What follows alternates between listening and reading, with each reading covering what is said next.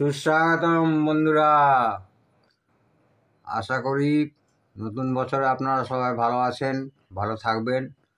সেই সনরাইনের 580 যেটা কিনা খুব খারাপ পজিশানে ছিল, এইখানের পাওয়ার সাপ্লাই, ওইখানকার পাওয়ার সাপ্লাই পুরো বার্ন ছিল। রেজিস্ট্যান্স পেয়েছে, জল ফল পেয়ে সমস্ত মানে রাশ করে সব উঠে পটে গিয়ে ভ্যালু সব উঠে গেছিলো। দেখিয়েছিলাম, যারা পার্ট 1 না দেখেছেন তারা পার্ট 2 অবশ্যই দেখবেন, আর যারা পার্ট 2 দেখছেন তারা পার্ট 1 অবশ্যই দেখবেন, তাহলে কমপ্লিট ধারণাটা আপনাদের জন্মাবে। তো বন্ধুরা, মেনলি এইখানে এই ক্যাপাসিটারগুলো সব ব্লাস্ট হয়ে গেছিলো। তারপরে এইখানে ক্যাপাসিটার ব্লাস্ট ছিল, এখানে স্টিকের জায়গা ছিল, পরপর আমি যাচ্ছি। এইখানে মেন পাওয়ার সাপ্লাই তো ঠিক ছিল, তো সেক্ষেত্রে এখানে যে ট্রানজিস্টারটা পজিটিভ ফিল্টারের জন্য, মানে পজিটিভ স্টেপ ডাউন পাওয়ার সাপ্লাইয়ের জন্য করেছে, বিশাল পাওয়ার সাপ্লাই একটা, মানে 40 থেকে মেন পাওয়ার সাপ্লাই আছে আপনার প্রায় অনেক বেশি ভোল্টেজ। মেন পাওয়ার সাপ্লাই থেকে এই যে 40 মানে 42 দেখাচ্ছে, 40 প্লাস 40 মাইনাস, এটা হচ্ছে এসটিকেতে যাচ্ছে 4171। সেইখানে থেকে এবার স্টেপ ডাউন হচ্ছে ট্রানজিস্টার দিয়ে, একটা এনপিএন একটা পিএনপি দিয়ে। তো এখানে দেখা গেছিলো এইখানে কোয়ার্টার ওয়াট দুটো রেজিস্ট্যান্স ছিল 1.5K, সেখানে আমি লাগিয়েছি 3.9K। 3.9K প্যারালাল করেছি ওয়াটেজটা বাড়াবার জন্য। ওই 1.8K মতো হলো, ওতে কোনো যায় আসে না। আর জেনারেল ডায়োডগুলো খারাপ ছিল। এখানে থাকে -17 ভোল্ট মতো, -17 ভোল্ট +17 ভোল্ট। এখানে দেখি কত আসছে, এই যে +17 ভোল্ট। এই +17 ভোল্ট কিন্তু এই বেস টেবিলে ডুয়েল পাওয়ার সাপ্লাই যাচ্ছে। এই +17 ভোল্ট, এইখানে একটা -17 ভোল্ট পাবেন, কাছাকাছি -17 ভোল্ট। ঠিক আছে বন্ধুরা, এটা গেল। আর এটা প্রোগ্রাম কন্ট্রোল, সেই এলসি সিরিজ এখনও লাগাইনি আমি, সেটটা চালু একদমই চালু হয়ে গেছে, জাস্ট লাগাবো, আসেও আমার কাছে। তো এখানে দেখুন, এই আইসিটাকে চালাবার জন্য একটা সাপ্লাই দরকার, এই যে 10 ভোল্ট। আচ্ছা, আর একটা এইখানে একটা ডায়োড আছে দেখুন, এইটা কিন্তু সেই কাচের মতো দেখতে।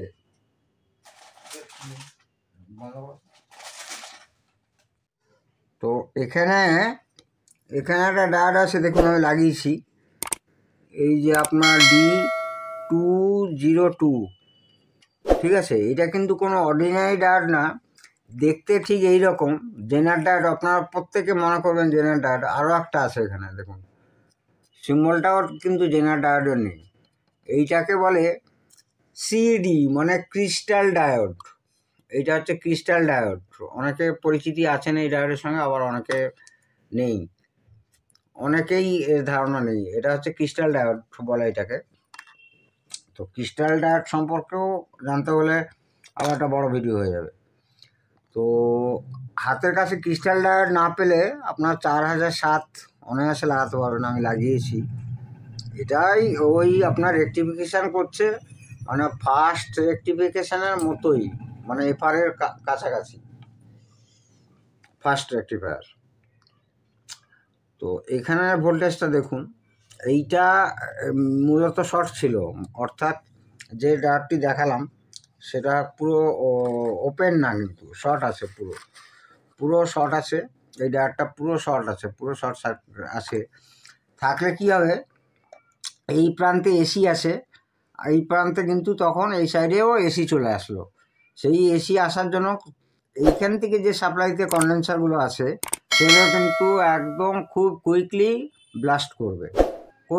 এসি গেলেই, ইলেকট্রোলাইট কন্ডেন্সারে এসি গেলে ব্লাস্ট করবে, বিশেষত যেগুলো পোলারাইজড কন্ডেন্সার, ইলেকট্রোলাইট পোলারাইজড, যাতে কিনা নেগেটিভ পজিটিভ থাকবে।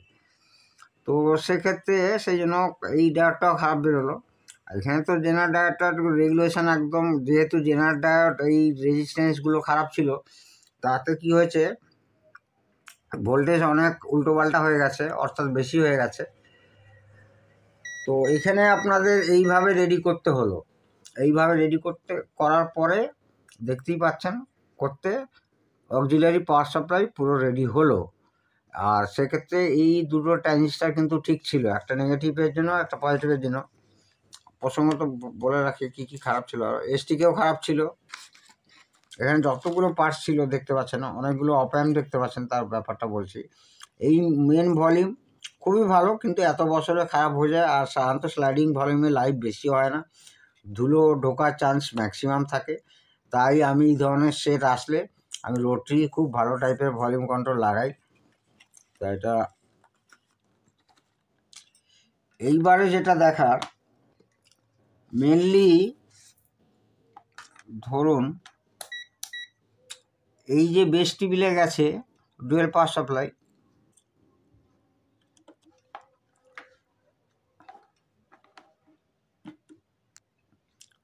16 ভোল্ট,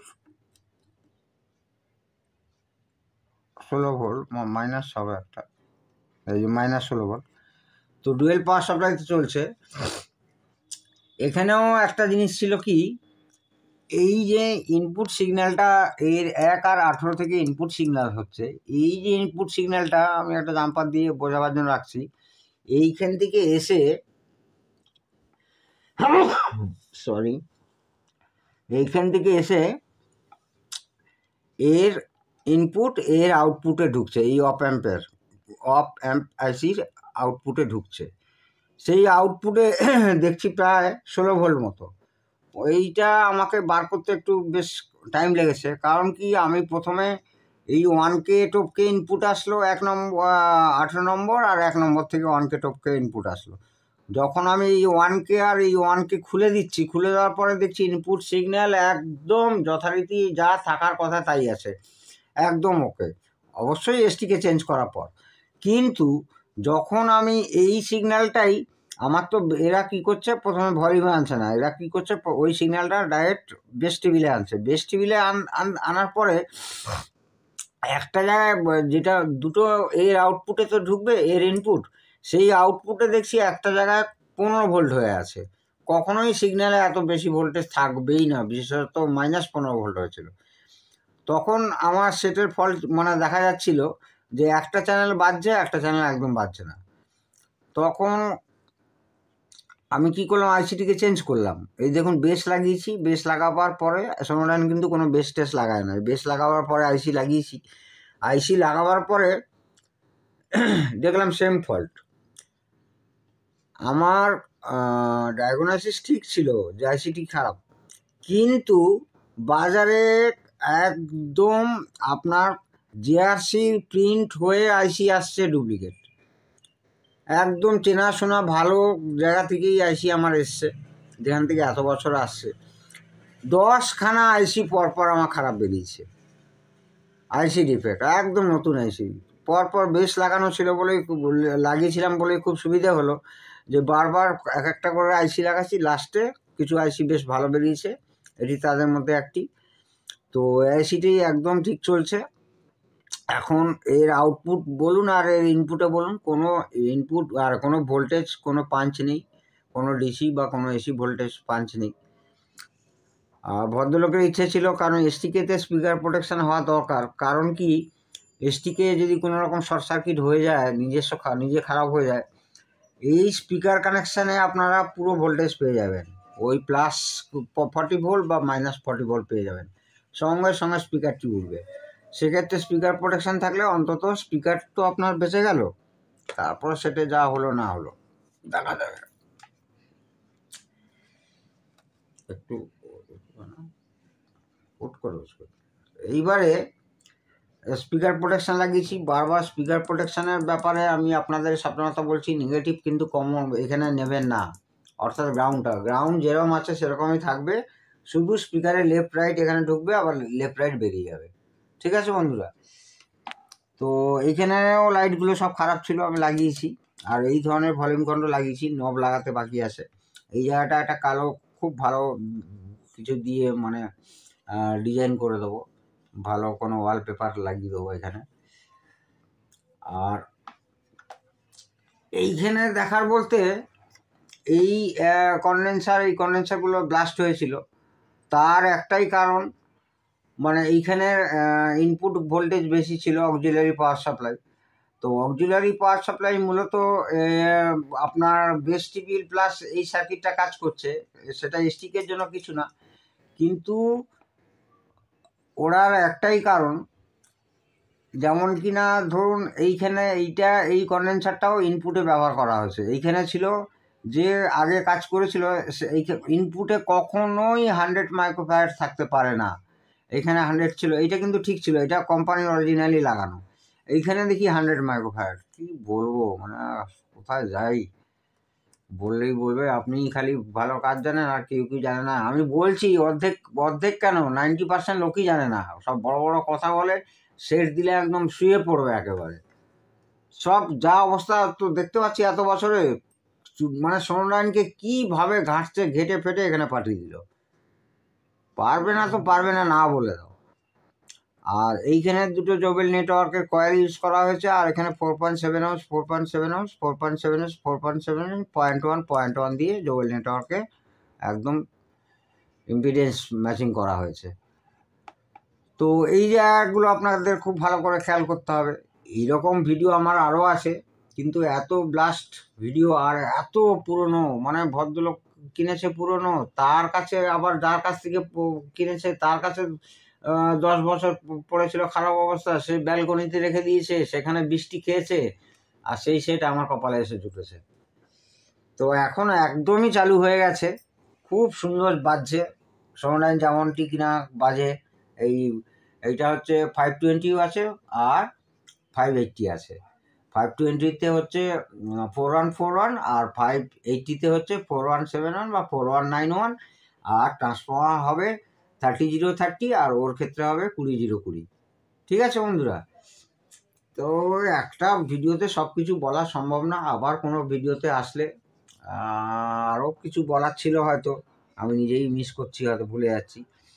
তো থরলি যেভাবে কাজটা করেছি, এর আগের ভিডিওতে যারা দেখেছেন তাদের বুঝতে খুবই সুবিধা হবে, আর যারা না ভিডিওটা দেখেছেন তাহলে তারা এই ভিডিও দেখবেন এবং পার্ট 1-এর ভিডিও দেখবেন, আর এটা পার্ট 2 এবং ফিনিশিং পার্ট। ঠিক আছে বন্ধুরা, তো এই ধরনের সেটের আওয়াজ খুবই ভালো। এটা অ্যাকচুয়ালি আপনার গোল্ড স্টারের copy, south Korean gold star, যেটা এখন স্যামসুংয়ের সঙ্গে যুক্ত হয়ে আছে আর কি, পুরো তার কপি পেস্ট করা। তো অনেক জায়গায় আবার কপি পেস্ট করতে গিয়েও ভুলভাল করেছে সম্রাট, সেই জায়গায় কপি পেস্ট করবি তো একদম টোটাল কপি পেস্ট করাই উচিত ছিল একদম, তাহলে সেটা আরও ভালো হতো। এনিওয়ে, সেটটা চালু হয়ে গেছে, দুঃখিত সাউন্ড শোনাতে পাচ্ছি না, একদম চালু তো চালুই হয়েছে, কাল পরশুর মধ্যে ডেলিভারি হয়ে যাবে। এর ওপর টোপর ক্যাবিনেট খুব রাস্ট পড়ে গেছে, সেগুলো সব রং করাতে হবে, স্প্রে পেন্টিং করিয়ে তারপরে। এর সঙ্গে ওই ডেকটাও এসছে আবার, 520 ডেক, সিঙ্গেল ক্যাসের ডেক, সেটাও প্রচণ্ড খাটিয়েছে। ডেক মেকানিজমের অবস্থা প্রচণ্ড খারাপ ছিল, ক্যাম গিয়ারের অবস্থা প্রচণ্ড খারাপ ছিল, তাকে টোটাল ছাল ফাল ছাড়িয়ে রিপেয়ার করতে হয়েছে, সেটাও রেডি হয়ে গেছে। আপনারা সবাই ভালো থাকুন, সুস্থ থাকুন, ভারতবর্ষকে ভালোবাসুন। জয় ভারত, জয় হিন্দ।